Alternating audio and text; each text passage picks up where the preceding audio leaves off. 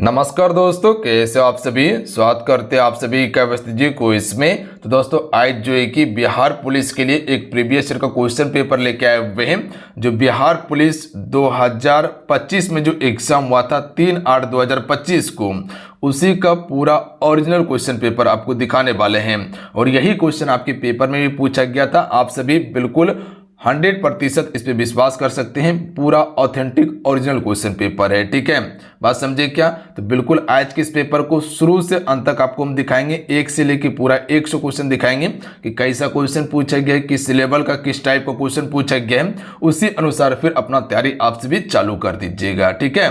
तो चलिए शुरू करते हैं। सभी एक बार वीडियो को लाइक करके शेयर कर दीजिएगा और जो चल पड़ना है चैनल को जरूर सब्सक्राइब कर लीजिएगा और घंटी को प्रेस कर लीजिएगा। आप सभी देखिए, बिहार पुलिस में जितने भी क्वेश्चन पेपर हुए हैं, एग्जाम हुए हैं पिछले बार, वो सारा क्वेश्चन पेपर हम कंप्लीट करवाएंगे। इसलिए चैनल से जुड़ जाइएगा आप सभी, चैनल को सब्सक्राइब कर लीजिएगा आप सभी। तो चलिए शुरू करते हैं। आइए पहला क्वेश्चन करते हैं। फर्स्ट क्वेश्चन है कि सूर्य किस प्रकार का खगोलीय पिंड है। देखिए सूर्य आप सबको पता है कि सूर्य एक तारा है, ध्यान रखिएगा, जिसमें हीलियम और हाइड्रोजन का संलयन होता है, जिससे आपका ऊष्मा और ऊर्जा उत्पन्न होता है। और आपका सौर मंडल का मुखिया कौन है, तो सूर्य ही सौर मंडल का मुखिया है। ग्रहों की संख्या कितना है, तो कुल 8 ग्रह है, याद रखिएगा सौर मंडल में। बात समझे। सबसे बड़ा ग्रह कौन सा है, तो बृहस्पति। सबसे छोटा कौन सा है, बुध। अगला क्वेश्चन है, ये आपका 2024 का क्वेश्चन पूछा गया था, जो करंट अफेयर का। इसको याद नहीं भी रखिएगा तो कोई दिक्कत नहीं है, याद रखने वाला चीज भी नहीं है, ध्यान रखिएगा, नहीं पूछा जाएगा आप सभी से। बात समझे क्या। अगला क्वेश्चन देखिए, जो काफी अच्छा क्वेश्चन पूछा गया था। निम्नलिखित कथनों पर विचार कीजिए और सही विकल्प का चयन कीजिए। पहला कथन है कि जब 1 दिसंबर 1963 को नागालैंड एक पूर्ण विकसित राज्य बना तो कोहिमा राज्य की राजधानी के रूप में नामित किया गया था। बिल्कुल सही कथन है। कोहिमा को उस समय राज्य की राजधानी बनाया गया था। दूसरा कथन है कि कोहिमा का नाम केविहीरा से लिया गया है, जो उस गांव का नाम है जहां पर कोहिमा शहर स्थित है। तो ये भी कथन इसका बिल्कुल सही है। तो इसका राइट आंसर क्या हो जाएगा, तो ध्यान रखिएगा 1 और 2 दोनों सही है। देखिए शुरू से पूरा 1 से लेके 100 क्वेश्चन आप कंप्लीट कर लीजिएगा, ठीक है। और लास्ट में स्कोर भी देखिएगा कितना इस सेट में बना पा रहे हैं। इसी से तो पता चलेगा कि आपका तैयारी किस लेवल का है और तैयारी किस लेवल का आपको करना होगा। जो न्यू बच्चे होंगे, सबसे पहले प्रीवियस ईयर का क्वेश्चन पेपर देख लीजिए, किस टाइप का क्वेश्चन पूछा जा रहा है, फिर उसी हिसाब से आपको तैयारी करना है। ध्यान रखिएगा। आपको बताते हैं कि सिलेक्शन का मेन रणनीति होता है प्रीवियस ईयर का क्वेश्चन पेपर। अगर उसको पकड़ लीजिएगा ना, और जिस टॉपिक से क्वेश्चन पूछा गया और जिस सब्जेक्ट से, ठीक है, अगर उस पर पकड़ बना लीजिएगा तो रिजल्ट आराम से होगा, ठीक है। क्वेश्चन देख लीजिएगा, मैथमेटिक्स से क्वेश्चन है, परमेय संख्या दिया गया है, जिसको आपको कह सकते हैं कि इसको हम लिख सकते हैं किस रूप में। तो देखिए जितना भी मैथमेटिक्स वाला प्रश्न है ना, उसका आंसर हम बता देंगे। आप सभी इसका सॉल्यूशन कर लीजिएगा, अन्यथा इसका सॉल्यूशन हम टेलीग्राम पे दे देंगे, तो वहां से जाके देख लीजिएगा आप सभी। बात समझे क्या। बिल्कुल। अगला क्वेश्चन है कि यदि 149.50 रुपए को 1/2 रेशियो 1/3 रेशियो 1/4 में बांटते हैं तो दूसरा भाग आपको ज्ञात करना है। तो देखिए दूसरा भाग ज्ञात कर लीजिएगा। सबसे पहले इसका एलसीएम लीजिएगा। देखिए 3, 2, 4 का एलसीएम होता है 12, ध्यान रखिएगा। अब यहां से इसको डिवाइड कीजिए, 2 से 12 में भाग दीजिए तो कितना हो जाएगा, 6 हो जाएगा। और 6 गुना 1 करेंगे तो 6 ही होगा ना। अब 3 से 12 में डिवाइड कीजिए तो कितना हो जाएगा, 4 8 4 3 12, यानी कि 4 आया। और 4 गुना 2 करेंगे तो 8 आ जाएगा। उसी प्रकार से फिर 4 से 12 में डिवाइड करना है तो 3 बार में 4 8 4 3 12, और 3 गुना 3 करेंगे तो 9 हो जाएगा। इसको प्लस कर लीजिए, सब में प्लस लगा हुआ है तो प्लस कर लीजिएगा तो कितना हो जाएगा। अब इसको यहाँ पर 6 8 अगर 9 को प्लस कीजिएगा तो कितना हो जाएगा, 23 हो जाएगा। अब यहाँ से हमसे भी से दूसरा भाग पूछा गया, तो दूसरा भाग कौन सा है, 8 है।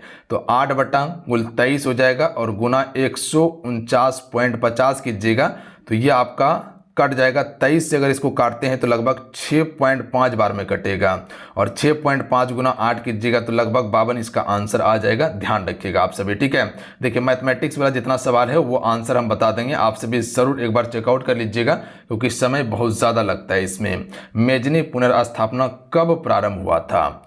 चलिए क्वेश्चन 6 का राइट आंसर कीजिएगा आप सभी। तो देखिए मेजनी पुनर्स्थापना जो हुआ था ये आपका 1868 में हुआ था। ऑप्शन नंबर बी इसका करेक्ट आंसर होगा, याद रखिएगा आप सभी। चलिए अगला क्वेश्चन है कि अगादिर बंदरगाह पर किस देश ने पैंथर नामक युद्धपोत भेजा था। तो इसका राइट आंसर होगा जर्मनी ने भेजा था। अगला क्वेश्चन है, क्वेश्चन नंबर 8 है कि निम्नलिखित में से किस अधिनियम द्वारा प्रधानमंत्री की अध्यक्षता वाले मंत्रिमंडल की सलाह और सहायता राष्ट्रपति को बाध्य किया गया है? तो देखिए ये किया गया था आपका 42वां संविधान संशोधन अधिनियम 1976 के द्वारा। देखिए 2 कथन दिया गया था और कोड आपको भरना था, बट इसका ऑप्शन नंबर ए वाला ही सिर्फ सही होगा, ध्यान रखिएगा। 42वां संविधान संशोधन 1976 वाला में किया गया था। अब यहाँ पर कोड देखिएगा तो आपको चीजें समझ में आ जाएगा, बात समझे क्या? बिल्कुल, तो इसका ऑप्शन नंबर जो हो जाएगा सिर्फ 1 इसका सही आंसर होगा। अगला क्वेश्चन देखिए 9 नंबर है कि निम्नलिखित कथनों में से कौन सा हिमनद सिक्किम में स्थित है? तो देखिए सिक्किम में आपका जेमू है, याद रखिएगा, बियाफो और सियाचिन नहीं है, याद रखिएगा आप सभी। जेमू सिक्किम में स्थित है, तो option number C right answer होगा। अगला है कि डालमिया नगर बिहार में है, ये किसके लिए प्रसिद्ध है? तो याद रखिएगा सीमेंट उद्योग के लिए प्रसिद्ध है, तो ऑप्शन नंबर इसका जो हो जाएगा सी राइट आंसर होगा। अगला क्वेश्चन है 11 नंबर कि निम्नलिखित में से कौन सा मौलिक अधिकार अल्पसंख्यकों को शैक्षणिक संस्थान स्थापित करने की स्वतंत्रता प्रदान करता है? तो ये अनुच्छेद 30 करता है, याद रखिएगा आप सभी। अगला है कि B.R. अम्बेडकर जी के अनुसार निम्नलिखित में से कौन सा अधिकार को संविधान की आत्मा और हृदय कहा गया था? तो आसान प्रश्न है, आराम से आंसर कर सकते हैं। अनुच्छेद 32 जिसे संवैधानिक उपचारों का अधिकार कहा जाता है, तो option number C right answer होगा, याद रखेंगे। अगला क्वेश्चन देख लीजिएगा, यहाँ पर कोड दिया गया है, खिलाड़ी है और खेल है। तो देखिए यहाँ पर श्री गुगेश डी जो है ये आपका शतरंज खिलाड़ी है। श्री हरमनप्रीत सिंह जो है ये आपका हॉकी खिलाड़ी है, और सुश्री मनु भास्कर जो है ये आपका शूटिंग का है, ठीक है। तो यहाँ पर हो जाएगा सी हो जाएगा, 1 का सी, उसके बाद आपका ए हो जाएगा और उसके बाद आपका यहाँ पर बी हो जाएगा। तो ध्यान रखिएगा आप सभी, 1 का सी, 2 का ए, 3 का बी, ऑप्शन नंबर डी इसका राइट आंसर होगा। अगला क्वेश्चन है ग्लोबल फायर पावर इंडेक्स 2025 में भारत का कौन सा स्थान है? चलिए क्वेश्चन में 14 का राइट आंसर कीजिएगा आप सभी। तो इसका राइट आंसर होगा चौथा स्थान है, ध्यान रखिएगा आप सभी। अगर 2025 का करंट अफेयर है, हो सकता है पूछा भी जा सके, ध्यान रखेंगे आप सभी, रिपीट कर लिया जाएगा। सितंबर 2024 में भारत के अगले वायुसेना, करंट अफेयर का क्वेश्चन है, आंसर इसका अमरप्रीत सिंह होगा। उसके बाद देख लीजिएगा राष्ट्रीय मखाना अनुसंधान केंद्र जो है ये कहाँ पर स्थित है? तो देखिए राष्ट्रीय मखाना अनुसंधान केंद्र जो है ये दरभंगा में है। देखिए बिहार जीके से भी क्वेश्चन पूछा जा रहा है, ठीक है, तो बिहार जीके को भी पकड़ना काफ़ी ज़्यादा जरूरी है, ठीक है। अच्छा, सबसे पहले जितने भी मेरे साथ में जुड़े हुए हैं सभी एक बार वीडियो को लाइक करके शेयर अपने दोस्तों में ज़रूर कीजिएगा, और जो चैनल पर नया है चैनल को जरूर सब्सक्राइब करके घंटी को प्रेस कर लीजिएगा आप सभी। देखिए बिहार पुलिस का अभी तक में हम क्लासेस चालू कर चुके हैं, एक फुल लेंथ का आपको टेस्ट सीरीज दिए थी जो पूरा 100 क्वेश्चन का था, ठीक है, जिसमें आपका GK, GS, Hindi, math, English सारा सब्जेक्ट का था। बिल्कुल CSBC जिस प्रकार से क्वेश्चन पूछता है उसी पैटर्न पे। अगर नहीं लगाए तो लगा लीजिएगा, लिंक डिस्क्रिप्शन में दिया हुआ है। इसके अलावा 3 आप सभी को BBI क्वेश्चन का प्रैक्टिस सेट जो चालू किया गया था उसमें 3 सेट हो चुका था, अगर उसे भी कवर नहीं किए जरूर कर लीजिएगा आप सभी। सारा चीज़ का लिंक डिस्क्रिप्शन में दिए हुए हैं। देखिए आपके लिए हम तैयारी चालू कर चुके हैं, ठीक है, तो आपसे मेरे साथ में जुड़ जाइएगा चैनल को सब्सक्राइब करके। और अभी हम लगातार आपको जितना भी प्रीवियस ईयर का क्वेश्चन पेपर है वो सारा हम कंप्लीट करवा देंगे, क्योंकि आप सभी जानते हैं कि अगर रिजल्ट बनाना है ना और एग्जाम पैटर्न को समझना है ना, तो सबसे पहले सिलेबस को देखिए, इसके अलावा जो प्रीवियस ईयर का क्वेश्चन पेपर है उसको देखिए, क्योंकि प्रीवियस ईयर से पता चल जाता है कि क्या क्वेश्चन आपके पेपर में पूछा जाएगा, किस लेवल से क्वेश्चन पूछा जाएगा।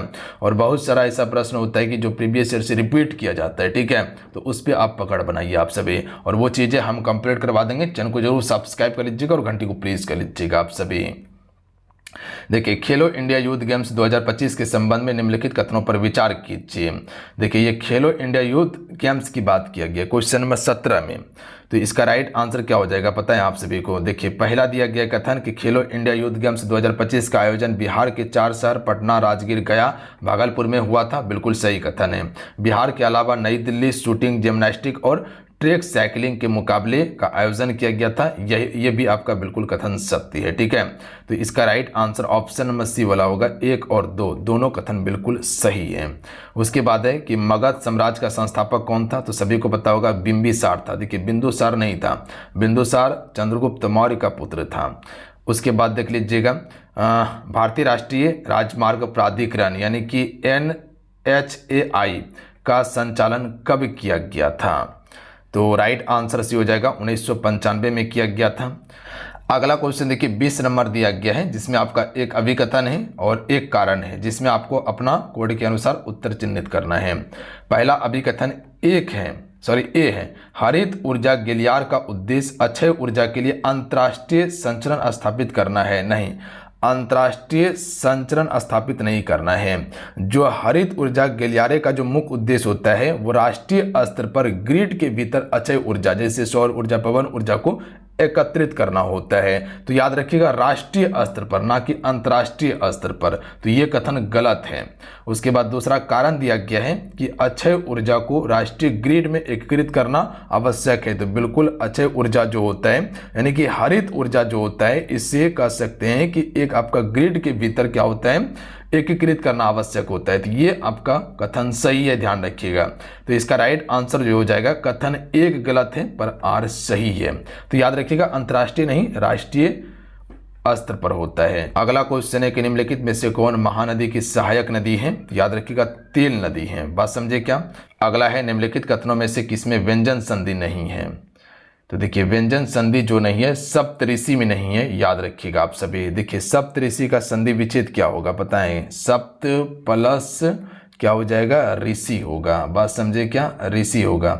और यहाँ पर जो आप सभी ऋषि देख रहे हैं ये क्या है आप सभी का, याद रखिएगा स्वर संधि का उदाहरण है। बात समझे क्या। तो यही आपका क्या है, व्यंजन संधि नहीं है। बाकी बात ये सभी आपका व्यंजन संधि का उदाहरण है। बात समझे। अगला क्वेश्चन देख लीजिएगा, गुदड़े का लाल होना मुहावरे का अर्थ क्या होगा, तो समान या निर्धन स्थान पर जन्मा गुणी व्यक्ति। Option number B right answer होगा, समान स्थान पर बैठा गुणी व्यक्ति ही इसका राइट आंसर हो जाएगा, ठीक है। चलिए आइए अगला क्वेश्चन पर ध्यान दीजिएगा आप सभी। क्वेश्चन नंबर 24 है। क्वेश्चन है कि निम्न में से बिहार बंधु नामक पत्रिका के संपादक कौन थे, तो केशव राम भट्ट इसका करेक्ट आंसर होगा। याद रखिएगा आप सभी। अगला क्वेश्चन है कि मोहन एक पुस्तक चाहता था और वह उसे मिल गई, संयुक्त वाक्य का मिश्र वाक्य में रूपांतरण कीजिए। तो मोहन एक पुस्तक चाहता था और उसे मिल गया, ये संयुक्त वाक्य है। इसे मिश्र वाक्य में क्या करना है, कन्वर्ट करना है। तो इसका राइट आंसर क्या होगा, तो देखिए मोहन जो पुस्तक चाहता था उससे मिल गई, यही इसका राइट आंसर है। याद रखिएगा मोहन जो पुस्तक चाहता था उससे मिल गई, option number A right answer होगा। और यही इसका क्या है, मिश्र वाक्य। मिश्र वाक्य मतलब अटपटा, ध्यान रखिएगा। मिश्र वाक्य क्या होता है, जिसमें सरल वाक्य भी आ जाए मिश्र वाक्य भी आ जाए। देखिए मिश्र वाक्य क्या होता है, जो मिश्रित होता है उसमें सरल भी आता है संयुक्त भी आ जाता है।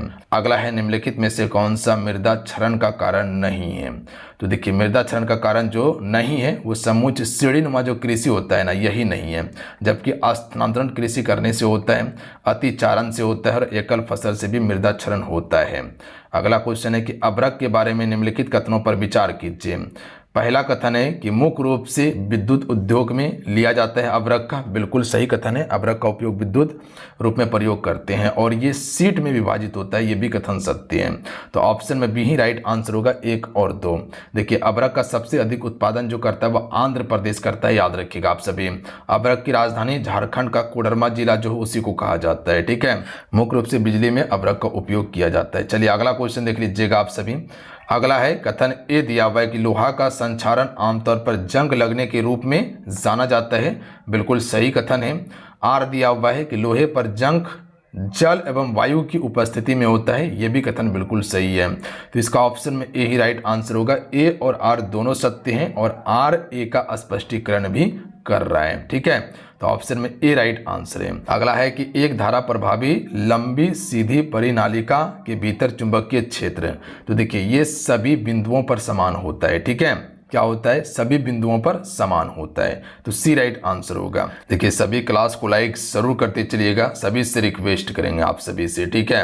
अगर आपको लगता है कि सर आपके लिए मेहनत कर रहा है ना, तो एक लाइक करके शेयर अपने दोस्तों में जरूर कीजिएगा, सभी से रिक्वेस्ट करेंगे, इतना उम्मीद करेंगे। देखिए लगातार आपको बोल रहे हैं कि प्रीवियस ईयर का पूरा क्वेश्चन हम कंप्लीट करवा देंगे, इसके लिए बिल्कुल बेफिक्र रहिएगा आप सभी। पीडीएफ बोलिएगा तो टेलीग्राम ग्रुप में डाल देंगे, तो वहां से जाके डाउनलोड कर लीजिएगा, अन्यथा व्हाट्सएप ग्रुप भी बना दिए हैं, उसका भी लिंक डिस्क्रिप्शन में दिया हुआ है, तो उसे भी ज्वाइन कर लीजिएगा, वहां पर भी पीडीएफ आपको मिल जाएगा, ठीक है। अगला क्वेश्चन है कि ध्वनि किसी द्रव्यात्मक माध्यम में डैश तरंग के रूप में संचारित होती है। तो आपको कई बार बताएं कि ध्वनि जो है वह अनुदैर्घ्य तरंग के रूप में संचारित होती है, जबकि प्रकाश तरंग अनुप्रस्थ के रूप में। तो ऑप्शन में बी राइट आंसर है। अगला है कि भारत में कौन से राज्य में 94% उचित मूल्य की दुकान सहकारी संस्थाओं द्वारा संचालित की जाती है। क्वेश्चन नंबर 31 पर गौर कीजिएगा आप सभी, इसका ऑप्शन आपको ऊपर देखने के लिए मिल जाएगा। कहीं कोई दिक्कत है क्या, बताइएगा आप सभी। तो यहां पर देख लीजिएगा क्वेश्चन नंबर जो आपका 31 था, इसका राइट आंसर जो हो जाएगा तमिलनाडु में, याद रखिएगा आप सभी। कहां पर, तमिलनाडु में। तो ऑप्शन नंबर क्या हो जाएगा, सी राइट आंसर हो जाएगा। क्वेश्चन क्या था कि भारत के किस राज्य में उचित मूल्यों की दुकान सहकारी संस्थाओं द्वारा संचालित होती है, तो तमिलनाडु में। अगला क्वेश्चन है कि वैश्वीकरण, तेजी से एकीकरण या अंतर संबंध किसके बीच की प्रक्रिया है।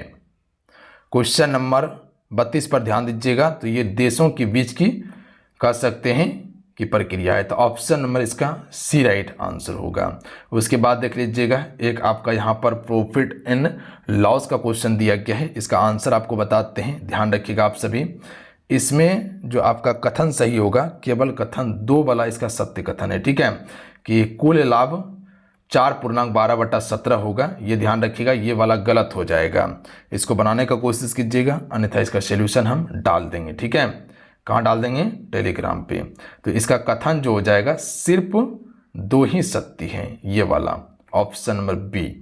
अगला क्वेश्चन है कि एक समकोण त्रिभुज यदि साइन थीटा बराबर 3/5 है तब कोस का मान क्या होगा। तो साइन बटा क्या होता है, p/h होता है, जिसमें आपका परपेंडिकुलर और हाइपोटेनियस दिया हुआ है, बेस निकालिएगा, काम आपका हो जाएगा। तो 3, 4 और 5 का होता है ये आपका ट्रिपलेट। तो ध्यान रखिएगा 3, 4, 5 ये आपका ट्रिपलेट होता है। ये दोनों का पहले स्क्वायर कीजिए, 3 तिया 9 और 4 चौके 16, 16 9 कितना होता है, 25 होता है ना, बिल्कुल। अब 25 किसका स्क्वायर है, 5 का स्क्वायर है, तो ये तीनों ट्रिपलेट है। तो यहाँ पर आपका 4/5 ही इसका राइट आंसर होगा, ध्यान रखिएगा आप सभी, बात समझे। अगला है प्रबल क्षार और दुर्लभ अम्ल का लवण pH होगा।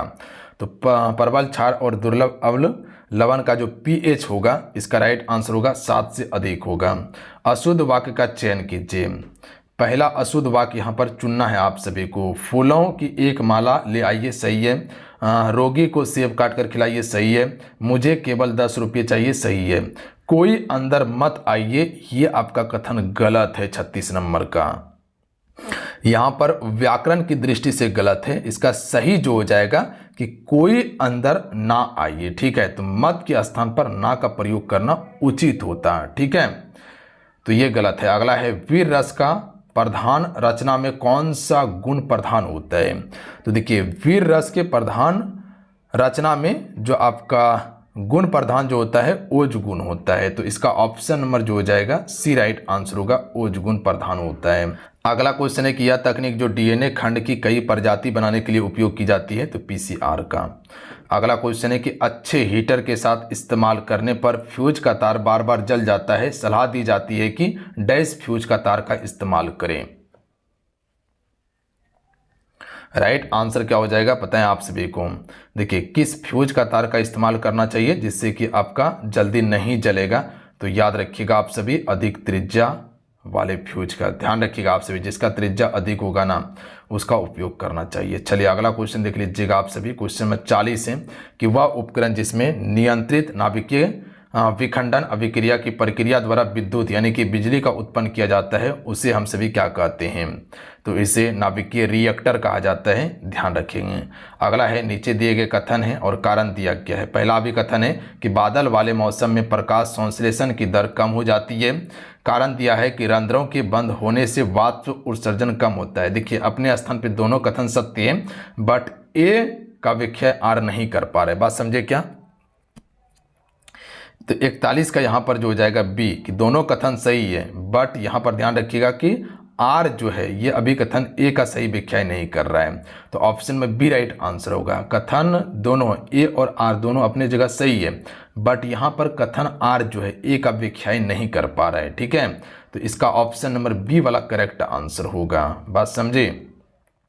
तो इसका ऑप्शन में बी करेक्ट आंसर होगा। चलिए अगला क्वेश्चन देख लीजिएगा आप सभी। क्वेश्चन नंबर 42 है कि द ओरिजिन ऑफ स्पीसीज नामक पुस्तक ये किसने लिखी थी? तो आसान प्रश्न है, चार्ल्स डार्विन ने। देखिए आसान प्रश्न भी पूछा गया है, ऐसा नहीं कि नहीं पूछा गया है, सभी तरह का क्वेश्चन है, इजी है, मॉडरेट है, हार्ड है, ठीक है, तीनों तरह का प्रश्न दिया गया है। पुलिस अनुसंधान एवं विकास ब्यूरो की स्थापना डैश में हुई थी?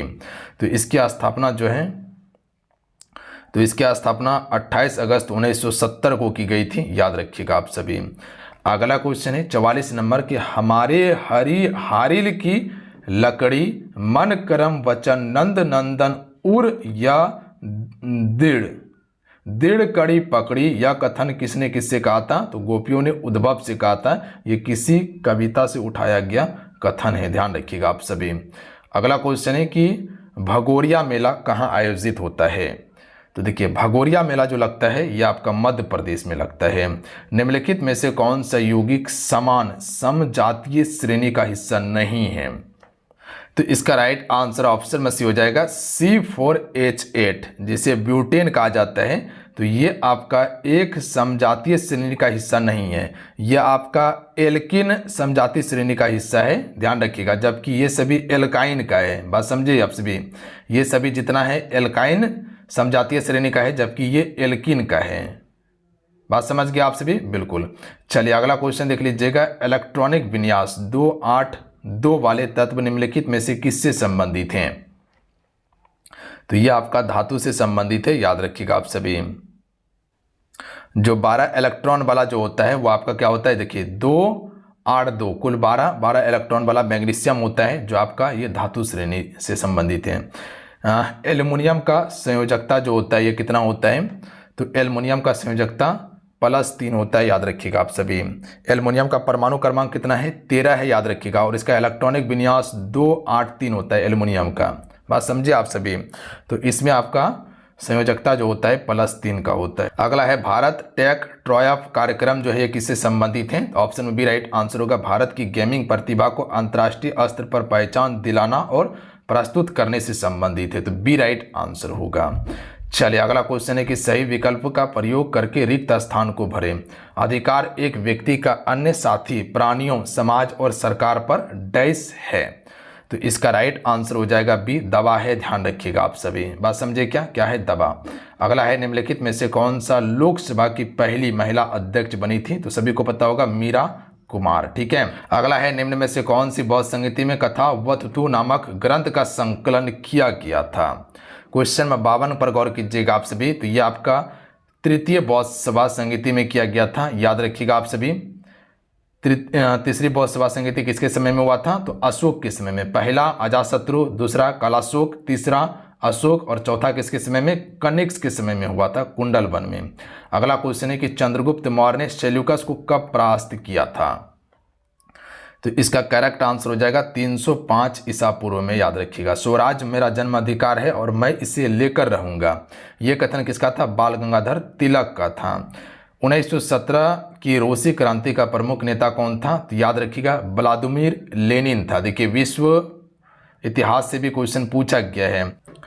अगला क्वेश्चन देखिए, क्वेश्चन नंबर जो है कि नौ संचालक मैगलन ये किस देश का निवासी था? तो पुर्तगाल का निवासी था, याद रखिएगा। अगला है संयुक्त राष्ट्र का अंतर्राष्ट्रीय निरस्त्रीकरण और अप्रसार जागरूकता दिवस कब मनाया जाता है? तो ये आपका 5 मार्च को मनाया जाता है। कब मनाया जाता है जी? 5 मार्च को। क्वेश्चन का लेवल देखिएगा तो पता चलेगा, क्वेश्चन ठीक ठाक पूछा गया है। कथन वाला क्वेश्चन पूछा गया है, थोड़ा सा लेंदी क्वेश्चन है, बट तैयारी करने के बाद काम आपका हो जाएगा। यहाँ पर देखिएगा एक एम्बेड टैग दिया हुआ है जो HTML में इसको किस लिए किया जाता है? तो HTML में देखिएगा तो जो एम्बेड टैग जो किया जाता है इसी प्रकार से HTML कोड लिखा जाता है। तो ये आपका किस लिए किया जाता है बता सकते हैं क्या? 58 नंबर। तो राइट आंसर होगा HTML पेज में बाहरी नॉन HTML सामग्री जोड़ने के लिए इसका प्रयोग किया जाता है, याद रखिएगा। बाहरी नॉन HTML जो होता है उसका उपयोग करते हैं जोड़ने के लिए। बात समझे क्या? देखिए कंप्यूटर से भी प्रश्न पूछा गया है, ये चीज़ को गौर कीजिएगा आप सभी। निम्नलिखित में से कौन सा एक सिस्टम यूटिलिटी का उदाहरण नहीं है? तो देखिए सिस्टम यूटिलिटी का उदाहरण एंटीवायरस सॉफ्टवेयर होता है, इसके अलावा डिस्क क्लीनर टूल होता है और डिस्क कंप्रेशन सॉफ्टवेयर होता है। जबकि फेडोरा सॉफ्टवेयर ये आपका यूटिलिटी सॉफ्टवेयर का उदाहरण नहीं है। बात समझिए क्या? जबकि आपका जितना भी क्लीन करना हो गया या कंप्रेशन सॉफ्टवेयर हो गया या एंटीवायरस हो गया, ये सभी यूटिलिटी सॉफ्टवेयर का उदाहरण है।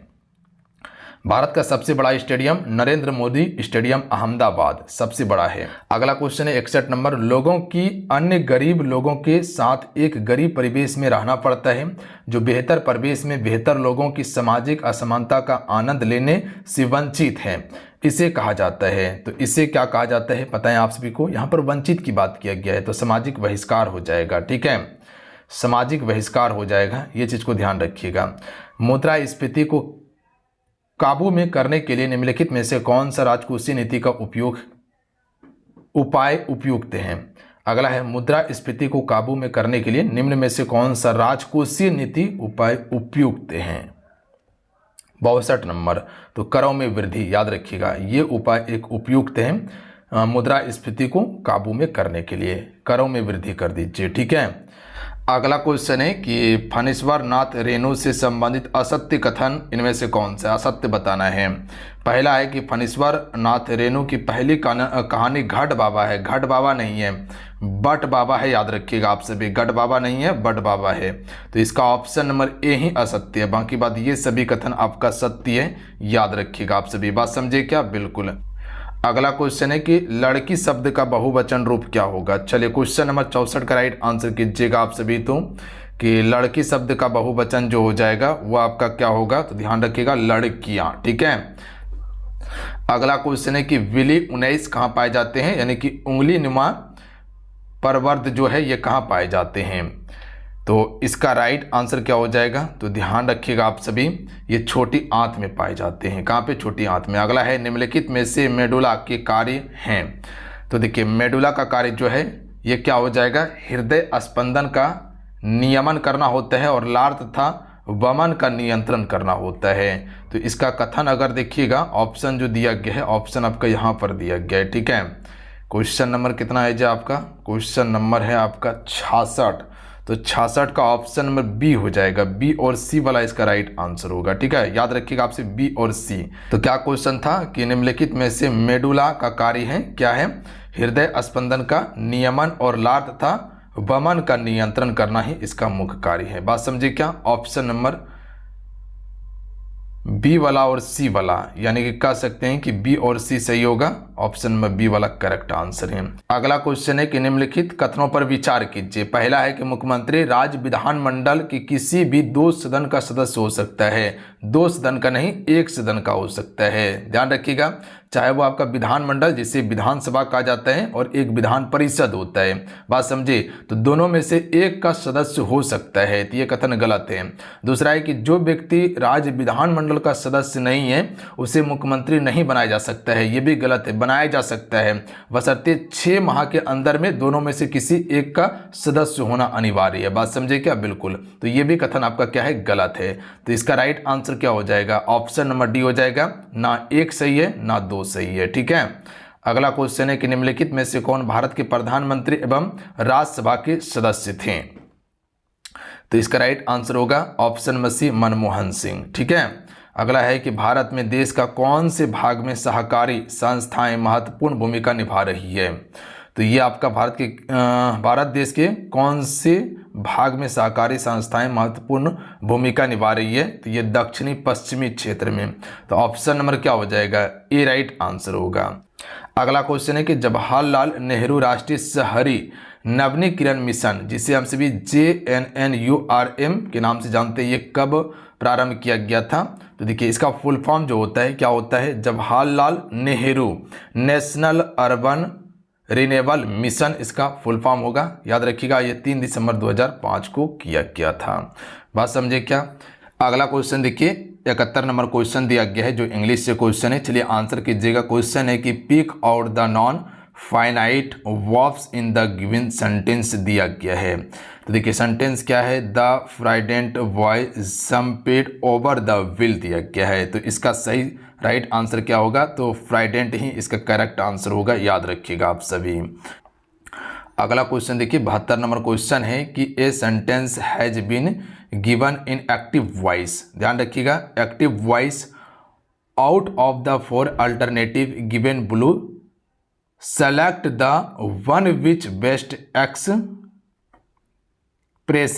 The same sentence in passive voice. तो यहाँ एक पैसिव वॉइस दिया गया है। क्या दिया गया है कि a childs can not do it दिया गया है। तो देखिए इसका राइट आंसर जो हो जाएगा ऑप्शन नंबर डी वाला करेक्ट आंसर होगा।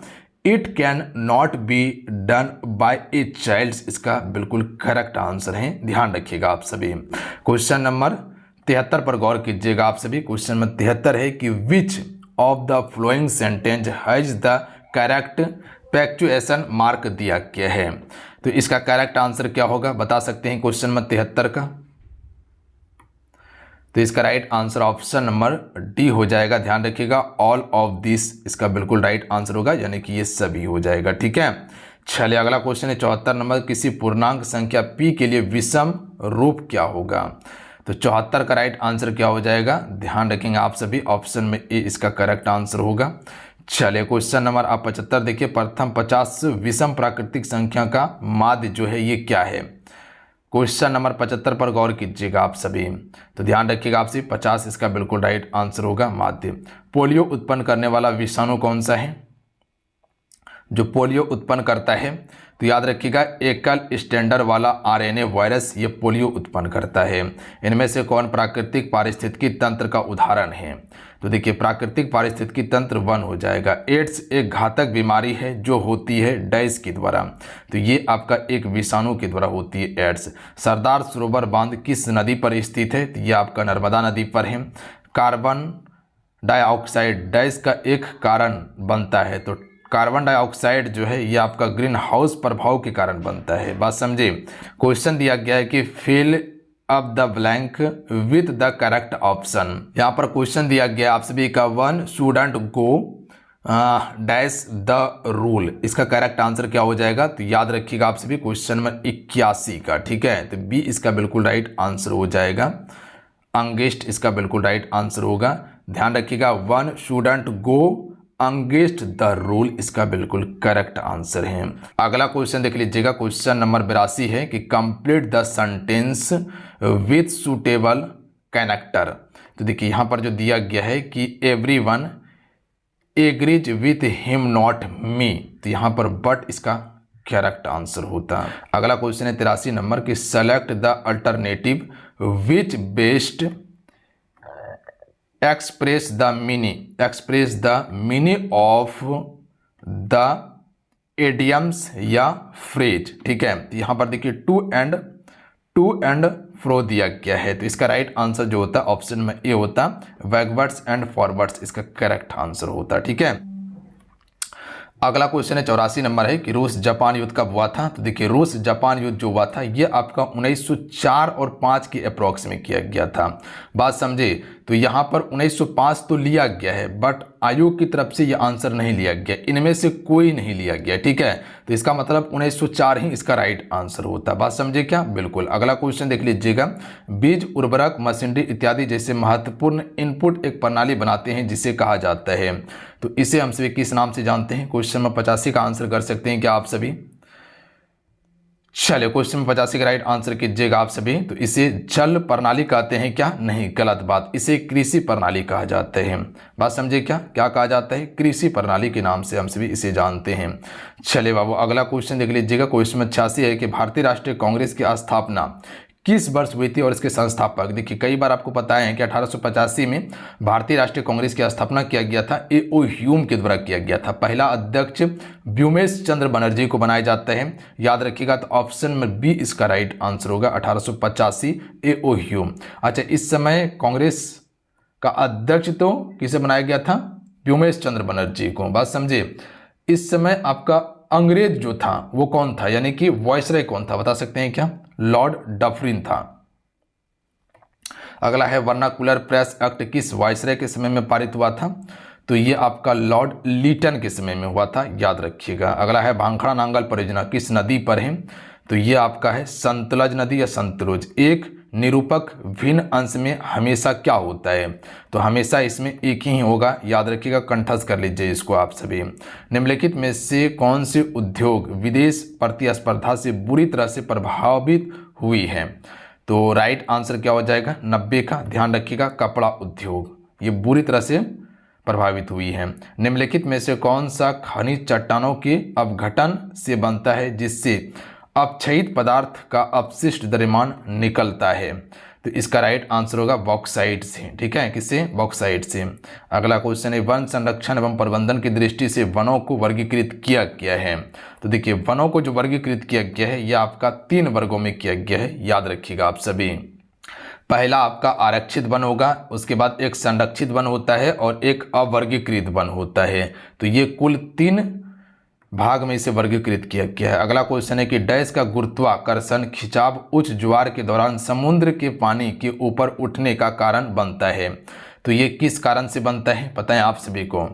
तो याद रखिएगा आप सभी, चंद्रमा की ज्वार भाटा या चंद्रमा के कारण। तो याद रखिएगा चंद्रमा का गुरुत्वाकर्षण खिंचाव उच्च ज्वार के दौरान समुद्र के पानी के ऊपर उठने का कारण बनता है। जो आपसे समुद्र में लहर जो उठते देखते हैं ये सभी चंद्रमा के गुरुत्वाकर्षण खिंचाव के कारण होता है। चूना पत्थर का उपयोग किस उद्योग में होता है? तो देखिए चूना पत्थर का उपयोग सीमेंट उद्योग में करते हैं। बिहार में नहरों द्वारा सर्वाधिक सिंचाई किस जिले से होती है? तो याद रखिएगा आप सभी 95 का राइट आंसर होगा रोहतास। देखिए बिहार जीके का भी अच्छा वेटेज है, ठीक है, और करंट अफेयर का भी अच्छा वेटेज है। चिली में सुधार कार्यक्रम के विरोधी थे, तो इसके विरोधी थे ये सभी जमींदार, चर्च और अमीर लोग थे। अगला क्वेश्चन है कि भारत में निर्वाचन क्षेत्र बांटा गया है, तो जनसंख्या के आधार पर इसे बांटा गया है। जिस क्षेत्र में जितना जनसंख्या होगा उतना ही कह सकते हैं कि सीटें उसको मिलेगा। चलिए अगला क्वेश्चन देख लीजिएगा, भारत में संघ सरकार का प्रमुख कौन होता है? तो देखिए भारत में संघ सरकार का जो प्रमुख होता है यह आपका प्रधानमंत्री होता है। निम्नलिखित में से कौन संघीय राज्य की विशेषता नहीं है? तो देखिए संघीय राज्य की विशेषता है क्या क्या? लिखित संविधान है, शक्तियों का विभाजन किया गया है, सर्वोच्च न्यायालय है, जबकि एकरी शासन व्यवस्था ये नहीं है, एक ही व्यक्ति शासन कर रहा है, ये यहाँ पर नहीं है। लोकतंत्र की सफलता के मूल्यांकन का सही आधार क्या है? तो इसका राइट आंसर होगा ऑप्शन नंबर डी, लोकतंत्र एक शासन उत्तरदायी शासन व्यवस्था है, ये बिल्कुल लोकतंत्र की सफलता के मूल्यांकन का सही आधार है। तो option number D right answer होगा। देखिए बिहार पुलिस में जो क्वेश्चन पूछा गया था 2025 में पूरा 1 से लेके 100 क्वेश्चन डिस्कस करवाए हैं। ठीक है, क्वेश्चन का लेवल कैसा था, आपको क्या पता चला, किस टाइप का क्वेश्चन पूछा गया था, ये चीज़ें आपको क्लियर हुआ होगा। ठीक है, तो चलिए आज कितना है, आज की इस क्लास को यहीं समाप्त करते हैं। मिलते हैं, जय हिंद, वंदे मातरम। ध्यान रखिएगा, पढ़ाई करते रहिएगा। आप सभी चैनल को जरूर सब्सक्राइब कर लीजिएगा। नेक्स्ट जल्द ही आपको क्वेश्चन पेपर मिलेगा प्रीवियस ईयर वाला। ठीक है, तो पूरा प्रीवियस ईयर का क्वेश्चन लगा लीजिए आप सभी। जब से आपका एग्जाम हुआ है, जितने शिफ्टों में एग्जाम हुआ है, करीब करीब हम कंप्लीट करवा देंगे आप सभी को। ठीक है, उसके बाद फिर प्रॉपर आप सभी तैयारी करते रहिएगा। इससे पहले जो क्लासेस हुआ है उसे भी देख लीजिएगा। मिलते हैं, जय हिंद, वंदे मातरम।